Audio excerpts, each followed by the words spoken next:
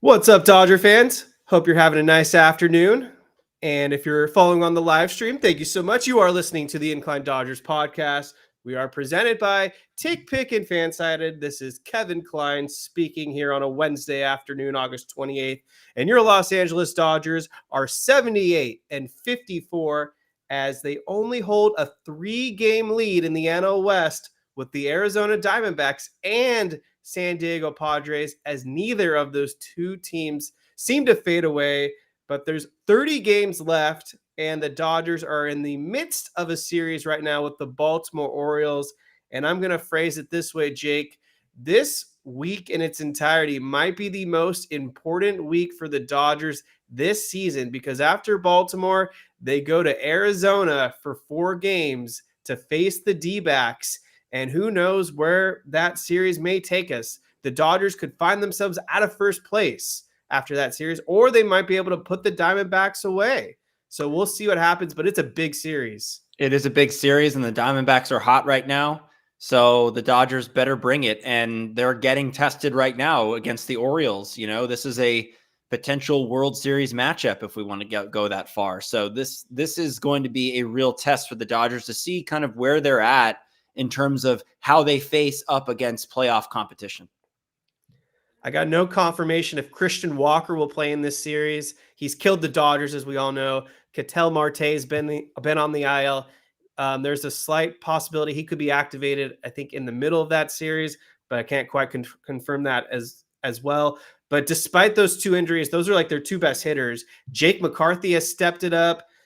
Eugenio Suarez has been a hot hitter for the Diamondbacks, and Corbin Carroll has really turned it around as well in the second half. And then their pitching got healthy. Merrill Kelly's throwing for them again. Equit, who is officially known as Eduardo Rodriguez, has been making starts for the Diamondbacks. They've got Zach Gallen, Brandon Pfaadt, and I think Ryan Nelson, a pretty strong rotation and a decent bullpen.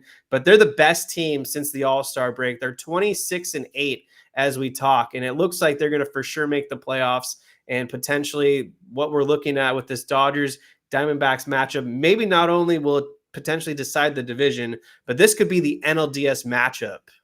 It very well could be, and it's something that has been looming and has kind of scared me following this team, given how the past 2 postseasons the Dodgers have been knocked out by an NL West opponent. So this is huge, and none of this is giving me any confidence because, look, they could dominate the Diamondbacks. The Diamondbacks could dominate the Dodgers in this upcoming series. Certainly the Padres have the season series already locked up. I believe the Diamondbacks as well. So it could mean everything and it could mean nothing, because even if you go back to 2022, Dodgers dominated the Padres in the regular season. And then when it got time for the postseason, all changed. So none of what happens in the regular season is necessarily going to translate to the postseason. But it is nice.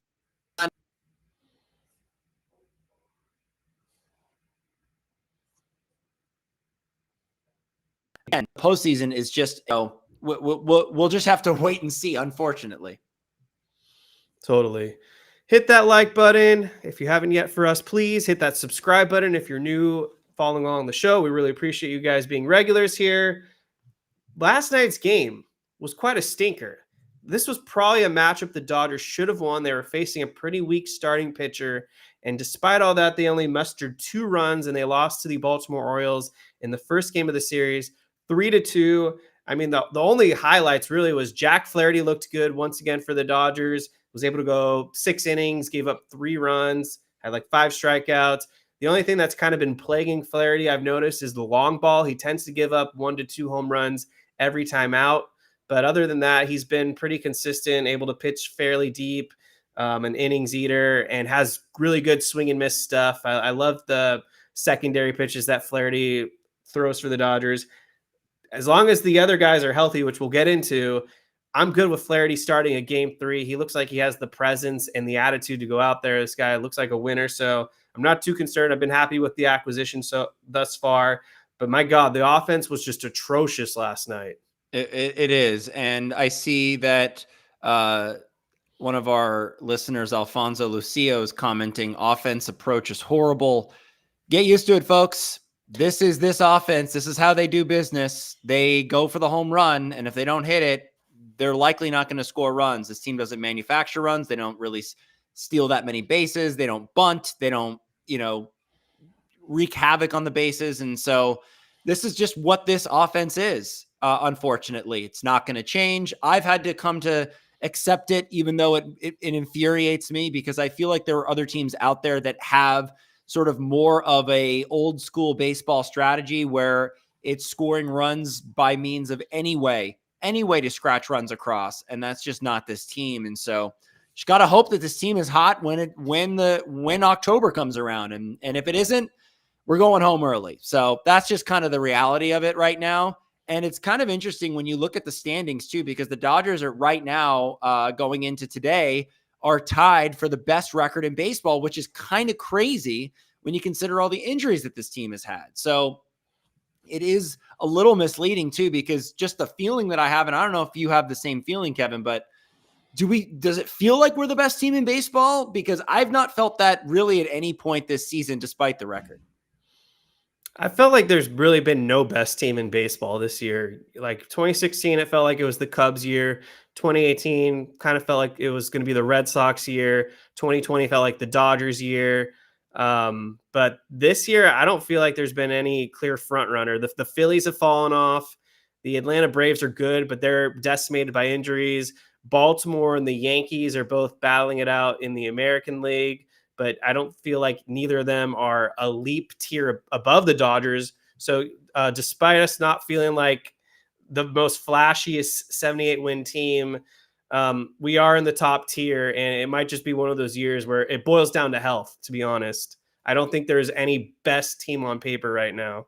And you said that Flaherty is, you'd be comfortable with him being a number 3 starter. Well, right now he's the number 1 starter. So because we don't have Glasnow, we know Yamamoto's coming back, but we don't know what we're going to get with him, if he's going to be healthy. So again, we're going into the postseason looking like kind of the same we've looked previous years, where the starting pitching is just in shambles all the time.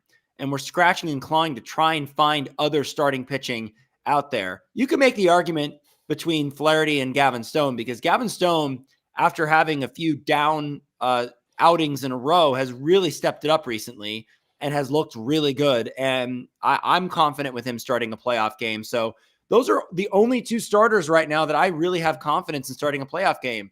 I don't really have confidence in Kershaw, even though he's looked good, but he always looks good in the regular season. So it is, and Walker Buehler hasn't looked great. I mean, he's going tonight against Corbin Burns. I'm worried about that game. And they really did need to win game 1 of this Orioles series if they really wanted a shot to win the overall series. Because you had to figure that this Burns game was going to maybe not go our way. And now that we lost game 1, it doesn't look great for game 2. And then, we're looking at surviving and trying to not get swept at home. This isn't the first time someone in the chat said I looked like Pau Gasol, but it's pretty fucking funny. Craig is on it. I see it. So I want to go back. So I'll go back to the first game and then talk about tonight's game, because I feel like this is a big game for a couple reasons. But offense was just atrocious once again with runners in scoring position, 1 for 8.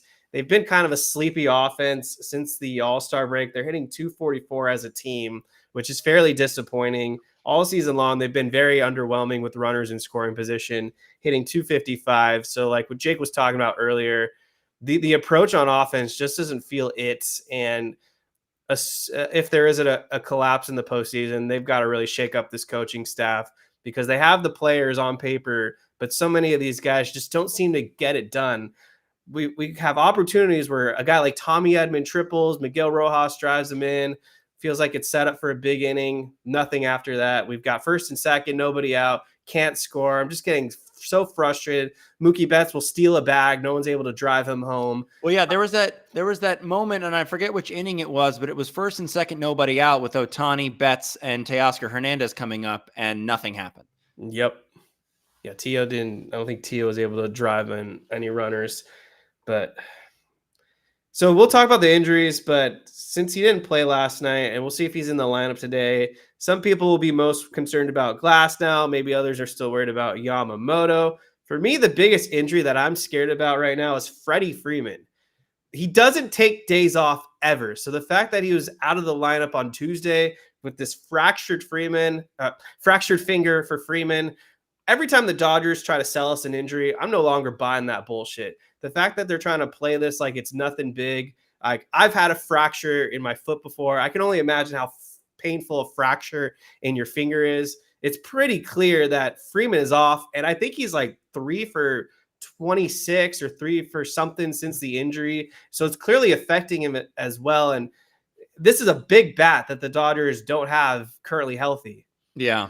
And what would give you the indication that the Dodgers wouldn't be forthright about an injury, Kevin? I can't figure it out. I don't trust anything they ever say about any of these players. It's just we get duped time and time again, where players they'll tell you not to worry about a player like Glasnow, and then he's now it's a much slower progression of him coming back, and who the hell knows if he's going to be even available down the stretch or in the postseason. So yeah, losing Freddie Freeman though would be catastrophic for this team.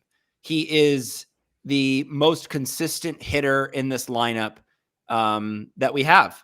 And he is the one guy that actually has the correct approach at the plate versus anybody else in this lineup. He shortens up. He goes the other way. He is able to just use that bat as a tool rather than something that, he just uses to hit home runs. And so for him not to be 100% healthy in and out of the lineup, that's really tough.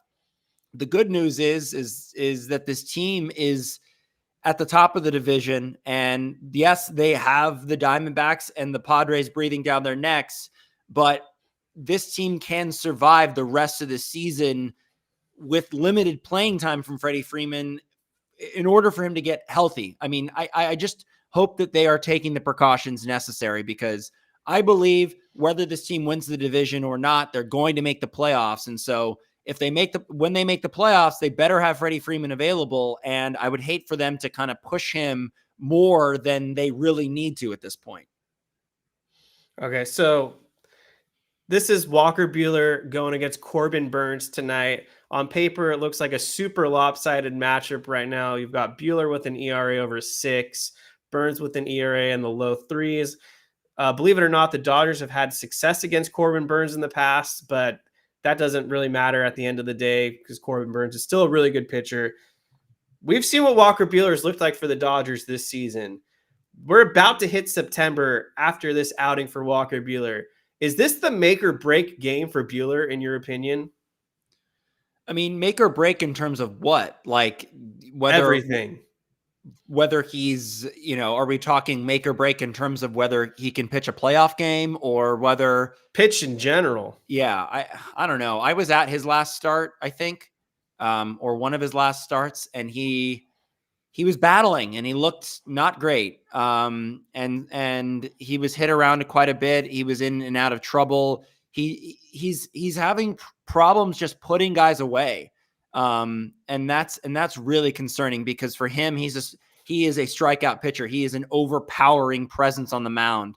And I don't believe he's at this point in his career where he has to, kind of be a little bit more like Kershaw, a little craftier, a little more pinpoint accuracy, like Greg Maddux or a Tom Glavine type of pitcher. I still feel like he's trying to be that overpowering pitcher that we remember. And I don't know. I mean, I don't know if it's make or break, because I can't see him just going out there and pitching like 6 shutout innings all of a sudden. I mean, I feel like it's going to be a gradual build up to something like that, because we haven't really seen anything close to that this season for him. So it is, I don't know about make or break, but it's certainly something where you're, like I said, this is a measuring stick for the Dodgers against these top tier teams. If he's able to carve up the Orioles, that would give me at least a little bit of confidence going forward. It's baseball, so you never know what's going to happen. Maybe Walker Buehler just goes out there and shoves tonight. It's not the first time the underdog has just completely upset a powering force, but I see it as this way. I think ideally a successful start for Buehler tonight is if he's able to go 5 innings and limit the damage to 3 runs, maybe even 4 runs. I'll be generous. But if he goes out there and he pitches like 3 innings, gives up 6 or 7 runs, and just doesn't look good, I think the Dodgers have to DFA him. I'm gonna leave it as Really? simple as that. DFA him? Yeah, if he gets shelled out there, we are in way too many close games at this point, and I'm pretty sure unless you skip his next spot in the rotation for his turn, he'd be in Arizona. And if he looks like he's looked the last few starts and he's awful tonight, then you just cut bait. He's a free agent at the end of the year. It's not like he's going to go to a team at this point in the season and all of a sudden be an impact pitcher. You would have to just cut the cord there. So hopefully we don't cross that bridge, and he looks pretty solid tonight. I assume But he's is he out of options? oh yeah, he's a true veteran at this Okay. point. Well, then maybe a phantom IL. I just don't see them cutting him. I don't see that. But I mean, stranger things have happened. I do want to correct myself though, because I did not even think that this was possible this season. But Buehler did have one outing where he pitched 6 scoreless innings against the Reds on May 18th. But every other outing has been at least 3 runs or more. And Yeah. he's not, and that was the only start where, oh no, he didn't give up a home run last time. So there's only been 2 starts this season where he hasn't given up a home run. So it's not been pretty for him. Yeah, I mean, we'll see what happens, but that's where I stand right now. If he just looks terrible tonight, that has to be his last start as a Dodger for the season. Call up Landon Knack, call up Robleski, find someone a solution to give you spot starts in this innings, because so far what Walker Buehler's done for the Dodgers is really taxed his bullpen, because he's for the most part been unable to pitch deep in games, and there was so much hype for him entering the season, them holding him back because they wanted him to be more fresh for this September and October postseason run chase. And we just haven't gotten that out of Walker Buehler so far. He's had a very disappointing season. So I'm hoping that he turns it around tonight, and this is the start of something good. But you look at every other Dodger starter in the rotation right now, including Bobby Miller, who actually looked pretty decent in his most recent outing against the Tampa Bay Rays. I think he went 6 innings, which was big for Bobby Miller, had 9 strikeouts and gave up 3 runs. At this point, even Bobby Miller looks like there's more hope for him than Walker Buehler, but that's part of baseball. Maybe that changes tonight. Hopefully it changes. Yeah, hopefully it does change. And yeah, he pitched he had a quality start last time out. So I mean, that's something, but he's been just as bad, if not worse, than Buehler this year. So I don't know. I just don't have a lot of confidence in this team. I really don't. Like I said at the trade deadline, and I know I keep hammering this home, but I feel like we rested a little bit too much on our laurels, and we're banking on too many things to go right. And it feels like too many things we're waiting on too many variables to go right for us. And the odds of all of those coming together at once are very slim.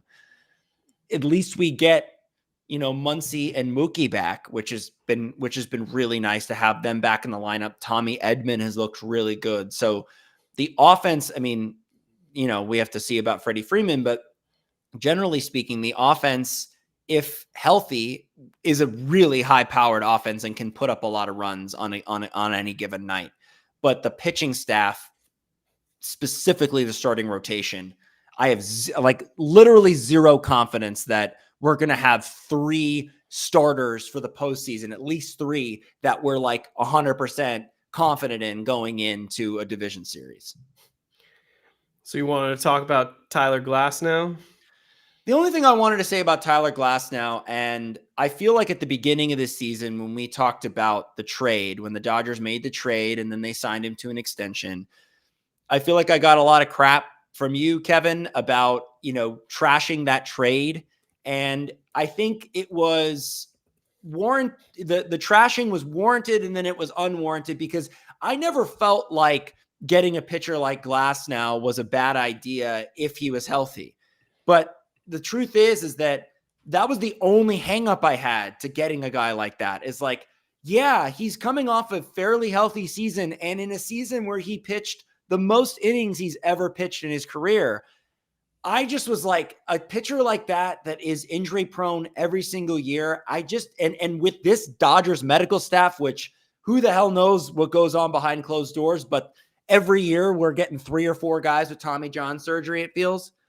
I just didn't have any confidence that he was going to be able to hold up the whole year. And, I hated to be right about that, but that's what's happened. He is just not a healthy enough pitcher to be there when you need him.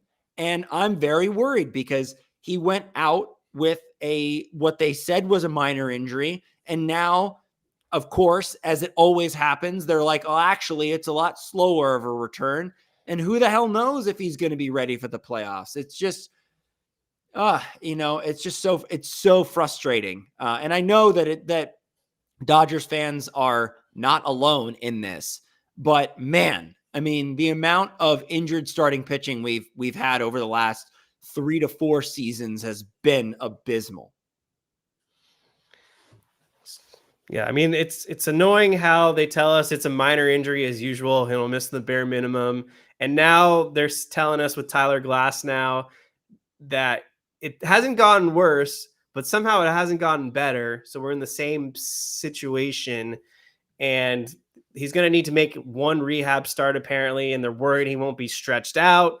And by the time the postseason rolls around, he might only be able to go 4 innings or 5 innings because he won't be fully stretched out for the Dodgers. But I still don't understand why there's reason to bash the trade, because ultimately he still leads all the Dodgers starters in WAR. He leads all the Dodgers starters in innings pitched. He definitely leads all the Dodgers starters in strikeouts. He was an all-star this season. He, for the most part, when he was on the mound, was able to go 6 to 7 innings very consistently. And I can't fault the Dodgers for wanting to keep his innings down. And as long as he pitches in the postseason, I don't care if he's out for the rest of this regular season. Just give me what we saw from Tyler Glasnow pre this second IL stint, and I'm happy. It's not like Ryan Pepio has done better than Tyler Glasnow in Tampa Bay. I mean, he's got... It's not about that. I mean, like you just listed all of the things that he's done well this year, and I can't dispute any of that because he has been the ace of the staff. I mean, unequivocally the ace of the staff all year. But that's not the problem. The problem is availability. And like you said, if he's available for the playoffs, great. We fucking need it. But that's a big if right now. So that's where I'm at. I'm not saying that they shouldn't have made the trade, but what I am saying is that was my hang up about it. Yeah, I mean, the big 3 on the market at that time were Corbin Burnes, who was always my number 1, but it just seemed like the Dodgers didn't want to pay the Dodgers tax to acquire a 1-year Scott Boras client. Number 2 was Dylan Cease, who's been pretty good for the Padres. And the thing that Cease has got going for him is durability. He's made like all 28 starts this year and potentially leads baseball in innings pitched. I'd have to look that up to confirm, but that guy is a workhorse. And Cease versus Glasnow, I don't know who's better.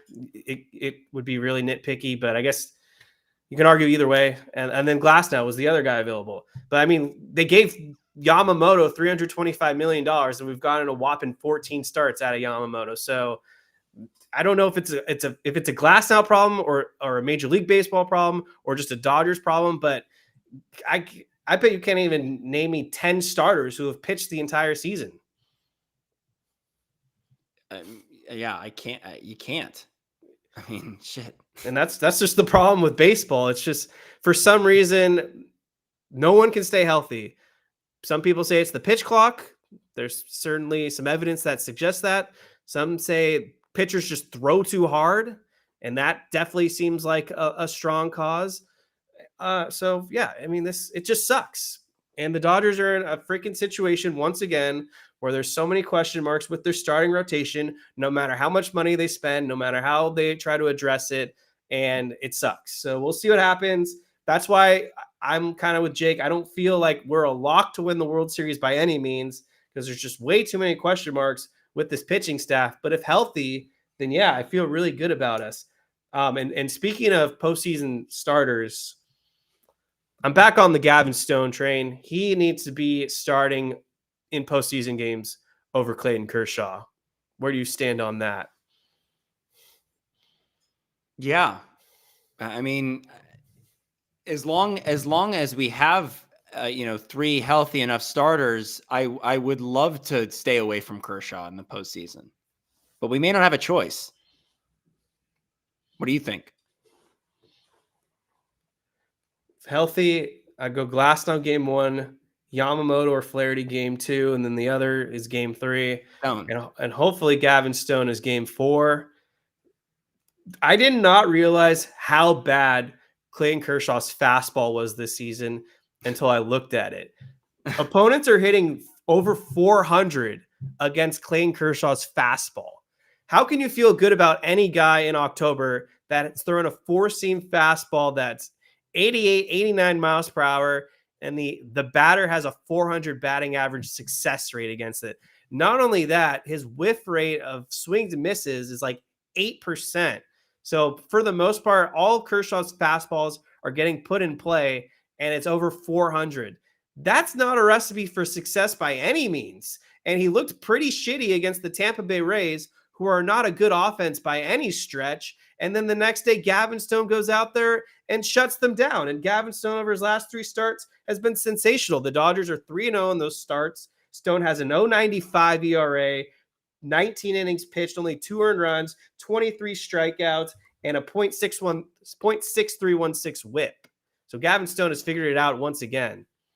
Yeah, but unfortunately, right now it's Flaherty, Stone, and maybe Kershaw, or if you want to bring up like a Landon Knack or someone like that. But it's bleak right now. And again, I've been fooled enough times with this Dodgers medical staff / organization to not think that Glasnow and Yamamoto are going to be there. I will believe that when I see it. And when I see their names, posted, first of all, on the postseason roster, that's the first thing. But once I see their name in the lineup, I'm not going to bank on them being there. That's just how I feel. You can call me cynical if you want, or whatever, doom and gloom. I've kind of had that demeanor pretty much all season with this, because I'm just not confident in the starting pitching being healthy, and then also the offense scoring runs. Doom_Sal throwing out a statistic that there are 173 pitchers this year who are out or back from arm injuries, 75 elbow injuries, 34 shoulder injuries, 19 forearm injuries, and 6 oblique injuries. It's a lot of injuries. And the Dodgers are definitely a victim of that. They lead baseball in injury war by a mile. They've just been burned. Are all 173 of those pitchers on the Dodgers roster? Because it feels like it. All right. So if you haven't hit that like button, please do so. And we'll take some questions too. If you want to drop any questions you have for us in the chat, very always happy to answer whatever you guys have on your mind. But is it time to talk about Will Smith? Let's do it. I am so disappointed and disgusted by this performance that Will Smith has given us in the second half. Yeah, he's been a abysmal. bottom 5 hitter. The Dodgers gave this guy a 10-year contract, and so far it's looking like a big mistake because Will Smith's hitting a whopping 156 since the All-Star break, a 487 OPS after the All-Star break. I mean, a 487 OPS. Are you kidding me, Will Smith? 41 WRC plus. He just has 1 home run, 8 RBIs, and 29 strikeouts across 112 plate appearances and just 11 walks. And last night I hear, we got screwed by the umpire. No, he didn't. 2 of the 3 called strikes were actually strikes. There was 1 egregious pitch that was definitely outside the zone, and that should have been called a ball, but it was called a strike. But the other 2 pitches that he took for strikes, they were strikes. They touched the strike zone. He should have swung on that 3-2 or 2-2 count, whatever it was. Instead, he took it like a chump for strike 3, killed the momentum in the inning. And I mean, I don't know what's happened to this guy. I don't know if he's injured. I don't know if he just doesn't have a feel for the moment right now. But Will Smith has been awful, and the Dodgers really need to consider moving him to the 8 or even the 9 hole because he's been that bad. If you'd have told me at the beginning of the season that Gavin Lux would move up in the lineup ahead of Will Smith, I would have said you're absolutely out of your mind. But that's what's happened because Gavin Lux, for the majority of the season, has been kind of lost at the plate. In the second half, he's been kind of putting it together and carrying this offense on a lot of these nights, whereas Will Smith has kind of gone the other direction.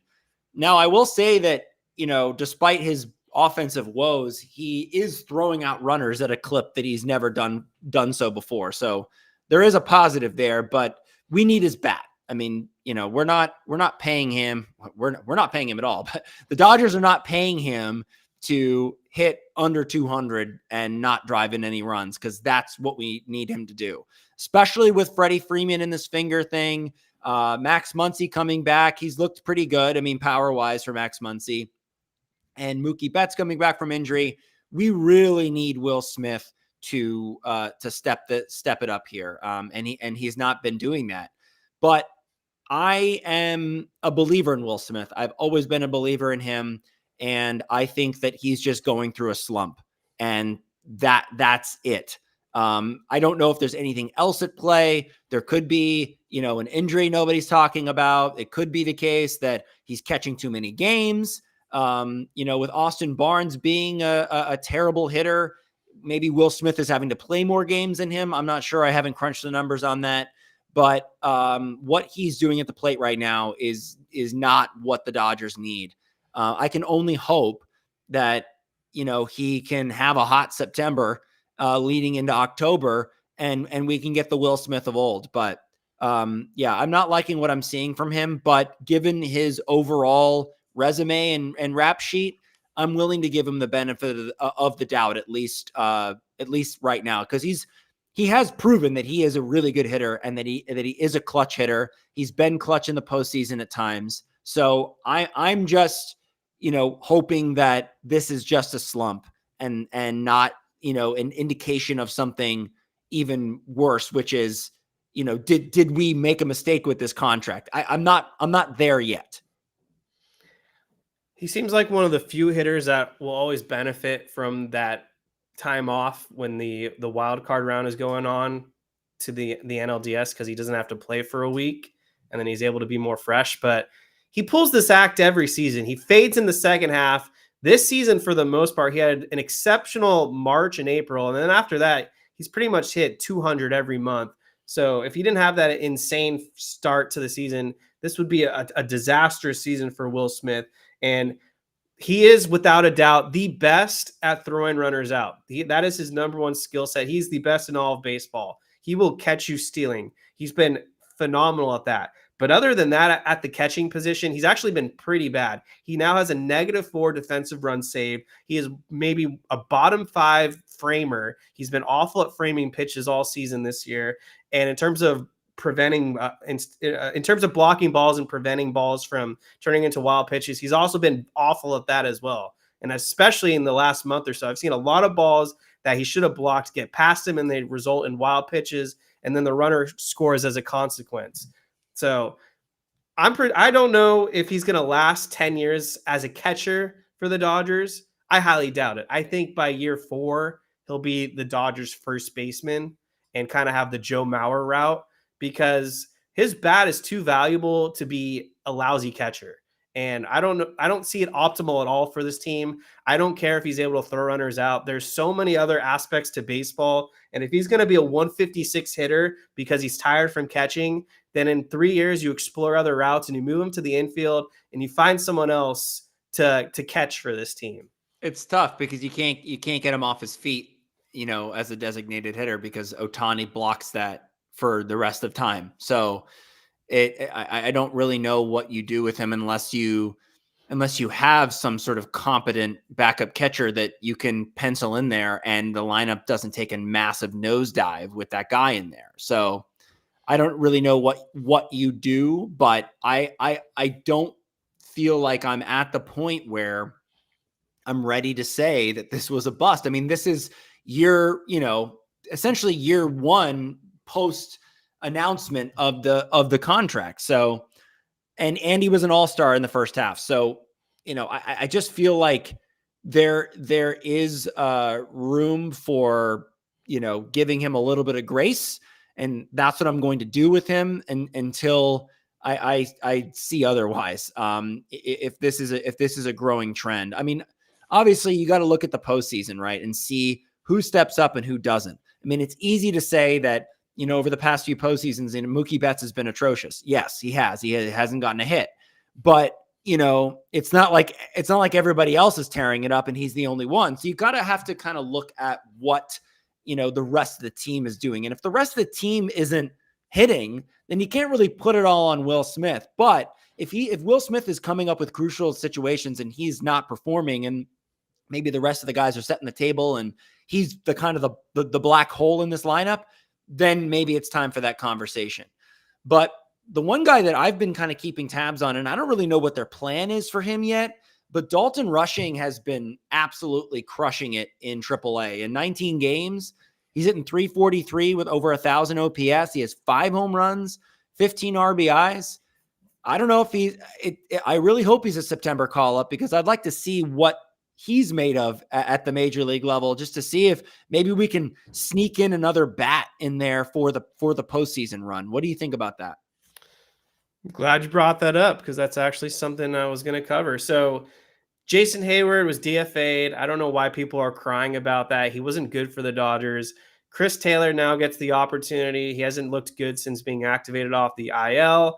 To his credit, he's not striking out at an alarming rate yet, and he's making contact. But you just mentioned Dalton Rushing, and he's dominating in AAA right now. .343 hitter, .458 on base, .627 slugging with 5 home runs and 15 RBIs. Why wait? Add him to the roster September 1st when you can expand it to the extra bat. DFA whoever, I don't give a shit. The way Dalton Rushing is hitting right now, add him as a bench player, give him some spot starts here and there. I feel like what you're going to get from Dalton Rushing most likely will be better than Chris Taylor anyways. So it's a bench for a reason. You need guys that you feel confident in. And I don't think Dalton Rushing could fire his way into being into the starting lineup on a regular basis. But I feel like, wasn't it in 2016, Kyle Schwarber was a pinch hitter for the Cubs and came off the bench a lot, and he actually had some big moments, and he didn't even play the whole season. So I think he was coming off an ACL. Maybe Dalton Rushing could be that for the Dodgers. He's playing in left field. So he doesn't have to be a catcher. I'm all for it. I think the Dodgers need to take some risks here, and betting on Dalton Rushing seems like a pretty good risk to take. I haven't seen any updates on Austin Barnes, but I assume they're expecting him to come back at some point, right? Yeah, he's supposed to be activated whenever his IL stint is finalized. Because right now they have, Hunter Funucci on the roster. But you bring up a good point. Austin Barnes is like a wasted roster space. He really is. What if you give that spot to Dalton Rushing over Austin Barnes, and then you have an emergency catcher and a pinch hitter? Yeah. I mean, I would do it. I don't think that they're going to, because that would be a little too outside the box. And I think that there's a certain sense of Austin Barnes being in the clubhouse and in working with this pitching staff that they love, because the production at the plate and the production behind the plate of him just can't throw he's the worst arm, and he can't throw anybody out.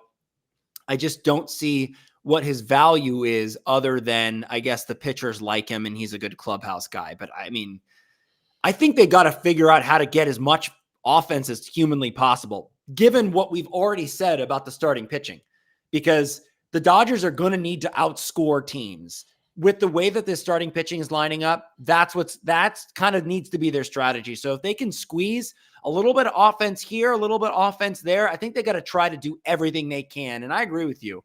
I think Austin Barnes is a wasted roster spot at this point.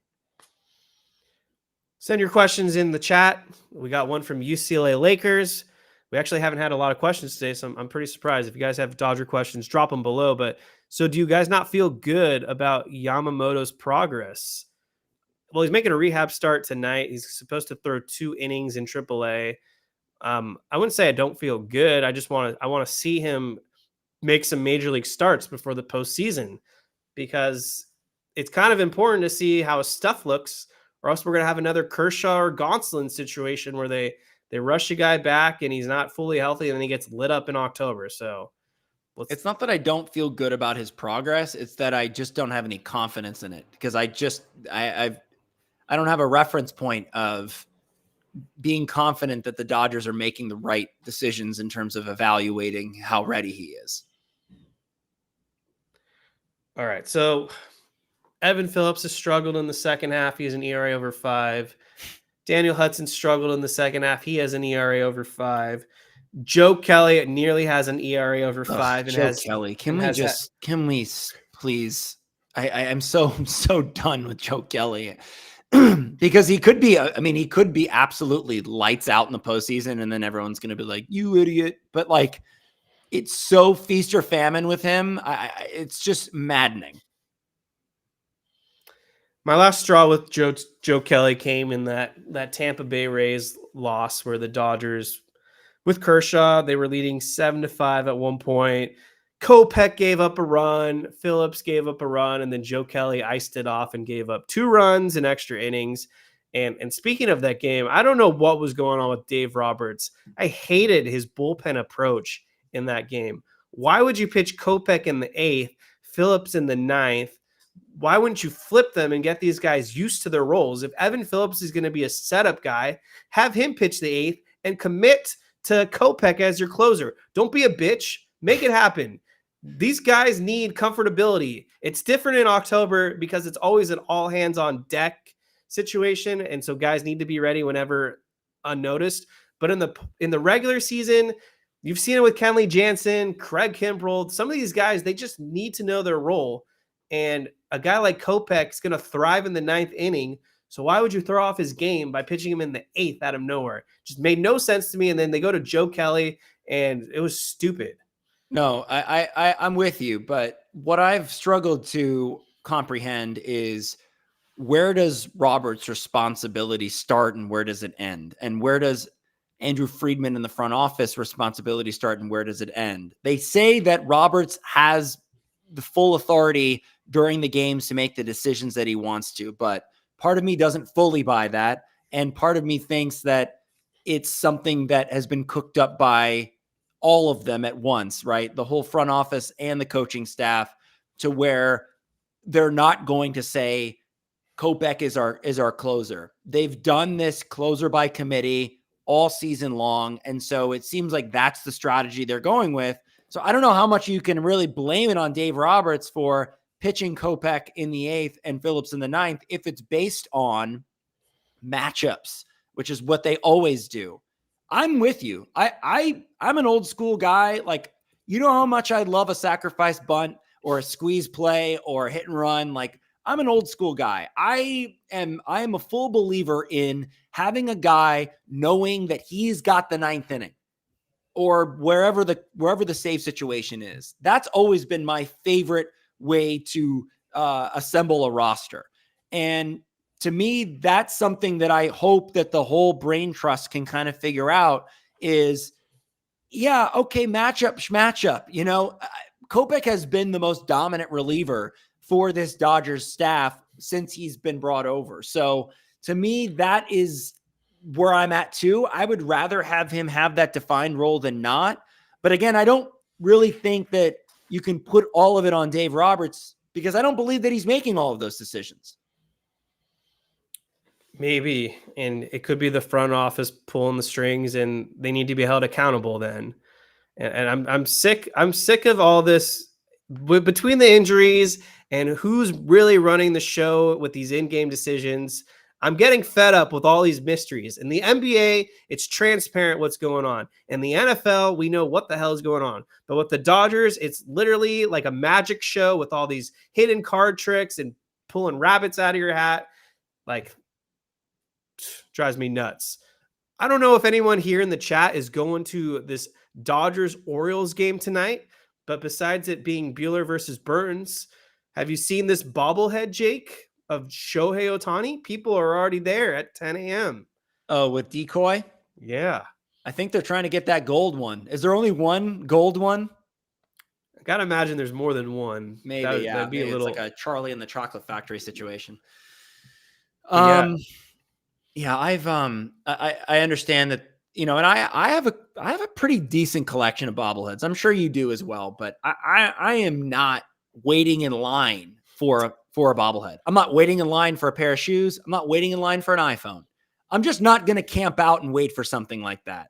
I don't know. I'm not knocking anybody else that does that, but I can't see any upside or appeal to doing something like that. So good on you. If you want to get in line and get that bobblehead, that's great. But to me, it's like, I don't give a shit. Well, people are committed. And if you were thinking about going to the game and you haven't bought the tickets yet, I've already looked and compared the prices. The best deals are on TickPick right now. Only $109 to get a seat and snag that Shohei Ohtani bobblehead.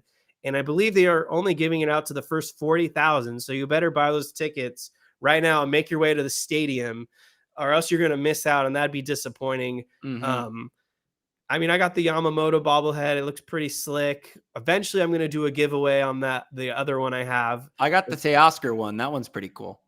That one looks pretty cool as well. NFL season's about to begin, and if you're a fan of your local team or you're looking to travel to see your team, you can get tickets on TickPick as well with no service fees at checkout. I was just in Las Vegas, and it was Raiders Alumni Week. So I ran into all these former Raiders, but I had no idea who they were. But Allegiant Stadium's right across the street. So that was fun. I'm excited for this upcoming NFL season. Not very confident in the Rams, but I do think it will be a good season. I don't know if anyone has any NFL takes. If you want to throw them in the chat, or if you did, Jake. NFL takes. I haven't really even gotten back into it yet, but I'm sure once the season starts, I will. I'm looking forward to the Rams season. I haven't really looked into why they traded Ernest Jones, but they obviously know more than me. So from Craig Osterberg, who is your game one starter in the postseason? If the postseason were to start today, it'd be Flaherty. I'm going with experience. I'm going with, just him being a good pitcher. And to me, he's my number one starter over Gavin Stone right now. But to be honest, that's pretty bleak. Nicholas Dugan, who was on the show last week. What's up, Nick? He uses TickPick and confirm it's cheaper than StubHub and Ticketmaster. Love that. I'm going to make Glasnow pitch game one. I don't care if he's been on the IL. I don't care if his elbow's hurting a little bit. He's my game one starter. Running down with that ship. We'll make it happen. Well, what if he's not of it? What if him and Yamamoto are not there? Then I guess it's Jack Flaherty. Right.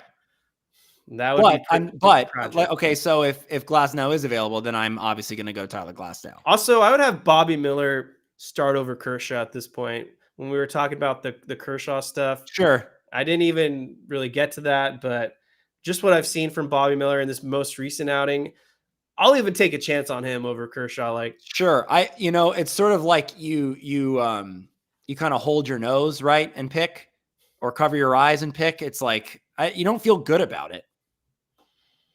I'm just off of Kershaw at this point. I've seen enough. He's going to have his brilliant regular season starts, but the fact that his velocity is as low as it is, he won't throw the curveball a lot, which is his best pitch.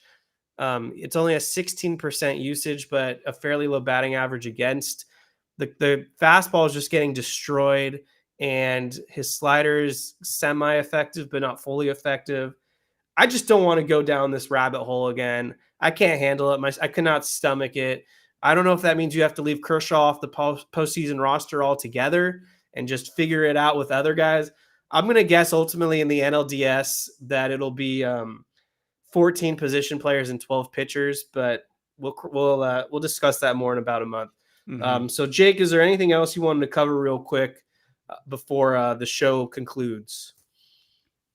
I really like Tommy Edman. I loved what I've seen from him. And I was a bit worried too when they traded for him because he hadn't played a single game this year for the Cardinals. But just watching him not only play multiple positions, again, I was at the previous Walker Buehler start against the Mariners. That was the final Jason Hayward game where he hit that massive home run in the 8th. And Tommy Edman made a play at shortstop that was just beautiful. I mean, it was a short hop in the hole. He dove for it and got to his feet and threw to first. And he plays a decent center field. He's got a ton of speed. And I think he can be a real pest for us in the playoffs. And I'm excited to see him kind of wreak havoc on the bases. Edman's good. I like the ad. He's a little spark plug. I think that's it. I see Doom Sal asking us the starting lineup for the NLDS, but we get asked that every week, so I'm kind of tired of that question. I feel like we should wait until we at least get into mid-September or something like that to do that. Yeah, we'll definitely talk about the NLDS lineup next month, no doubt about it. All right, well, I think that's gonna conclude this episode. So thank you guys for all watching today, or if you're listening on the audio feed. If you haven't hit that like button yet, do so. If you're on the audio feed, hit that subscribe button. Leave us a 5-star review if you enjoyed the episode. And if you're watching on the YouTube feed after the fact on the live stream, drop a comment below and let us know your feelings on Will Smith, or are you trusting Clayton Kershaw to start a postseason game? Those are some good topics, and I'll make sure to respond to those. So thank you all for listening. Kevin Klein and Jake Reiner signing out. And we'll see what happens. It's